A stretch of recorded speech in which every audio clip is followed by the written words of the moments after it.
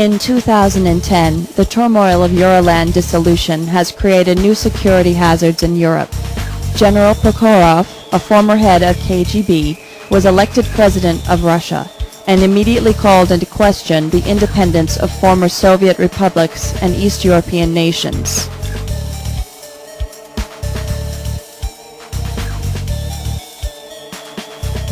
As a part of a UN scheme to ease the Russian economic crisis, a U.S. expedition arrives in Yakutsk in central Siberia to assess the natural resources available at this area. The expedition makes a startling discovery, a hitherto unknown mineral with strange physical and chemical properties. The mineral is called Siberium. Maybe I should introduce myself first. My name is John Macmillan. I am 35, single, and without relatives. This is one of the reasons I was chosen for this very special mission. A mission from which there will be no coming back. I was briefed by Colonel Marcus in Fort Sam Houston, Texas. It turned out that the State Department has long been in possession of a functional time machine. They call it Eon. And apparently they were too afraid to use it. Until now. We were to be sent 500,000 years back to the past, in central Siberia, to mine there a new mineral dubbed Siberium that was just discovered and bring it to U.S. soil. The situation is critical, the colonel told me. Russians may learn about it any time. We must act now. If the Russians get hold of Siberium, the whole world will be powerless to stop them. The voyage into the past is uneventful. The Eon looks very much like a telephone booth. It was placed in a low-flying aircraft some 500 feet above the ground. You step in, they close the door, you have the sickening feeling of free fall, flash, and you're falling for real. We're using planes because nobody knows for sure the level of the terrain in 500,000 BC, and we don't want to emerge 6 feet underground. So far, so good. I opened the parachute and landed softly, but it was the last thing that went according to plan. I knew that there would be no welcoming committee.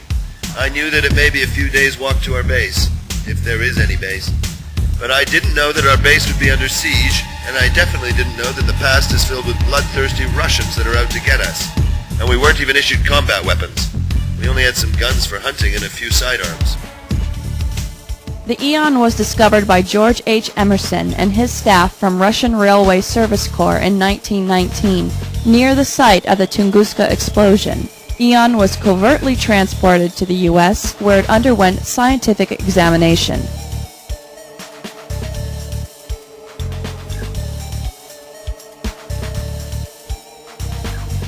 The machine carried a supply of its own fuel, but the supply was greatly diminished during the experiments conducted between 1920 and 1925. The efforts to synthesize the fuel or understand the Eon construction failed, and the machine was stored for future reference.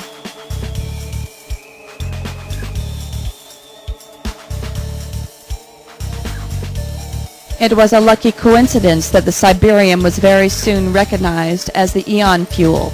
This discovery made the whole expedition possible, and indeed, inevitable.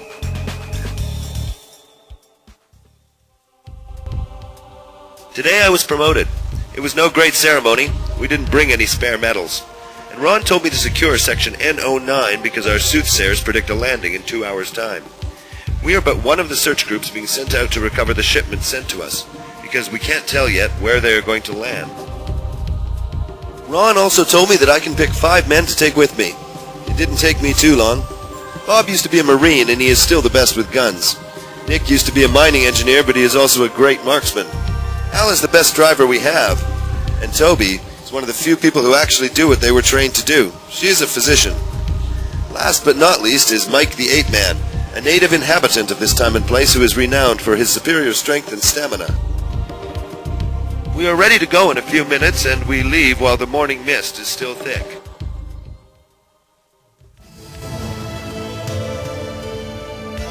I have been lucky to come roughly 1 year after the first Americans. Instead of pristine beauty of a country hitherto untouched by man, they were staring into the barrels of Russian guns. Must have been really tough then, and it is nothing short of a miracle that Ron managed to gather the scattered Americans and set up the expedition base. A major feat was befriending the Ape Men, something achieved by our scientists. Without them, we'd be as good as dead a long time ago. From time to time, we managed to capture some Russians. Their mission was to keep Siberium here. But what they were telling us seemed mighty strange. They'd never heard about Hitler or Kennedy. The world they came from had never seen World War II, and the USSR was no superpower there. They knew Siberium, but they called it Alaskanium, and considered the 1887 barter the biggest fraud in the world. Some people say that it is the proof that our mission will eventually succeed, but I'm not that sure. Then again, it is good to have some hopes and dreams. The decision to send the expedition was made in haste, and there was little time for usual preparations. Scientists knew that the temporal scattering, the precision of their machine, was as low as 1/1000%. Still, over the period of 500,000 years, this translates into 5 years, and it is impossible to tell who will come first and who comes last.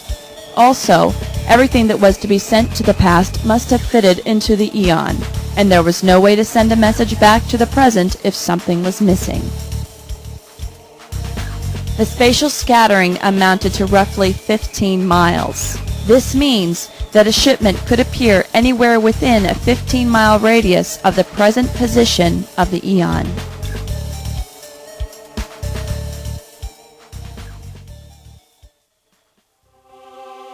It is an eerie feeling to be locked 500,000 years in the past, long before the first human appeared on the face of the earth.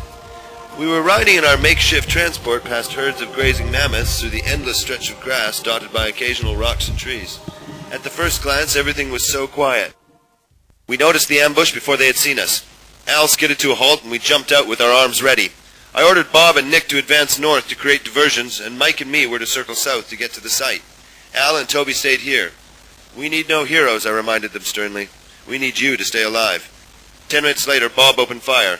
We ran for our lives to the site, hoping like hell that our prognosticators got the timing correctly. And they did. A blinding flash, a deafening roar, and the familiar wooden crate with U.S. Army stenciled all over it parachuted toward us.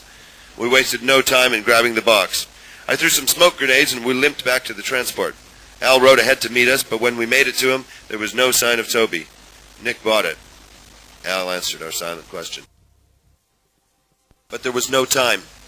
The enemy was closing fast on us and we had to run. Fortunately, they had no vehicles, and so we could circle round on them and come near the hiding spot of the rest of our team. Toby was kneeling over Nick. Bob was recharging his gun. "Come here," I shouted as we drove closer. Toby glanced at Nick. Then she quickly administered a dose of morphine, took his gun, and ran for a transport. Bob followed suit. "He won't die. He won't die," repeated Toby over and over. "They might save him." It was just another day and paradise turned hell. We have just returned to our base, and we are going to open the crate we brought. I'm standing here thinking about Nick, a good man and a friend of mine. What can we find inside that crate that will make it all worthwhile?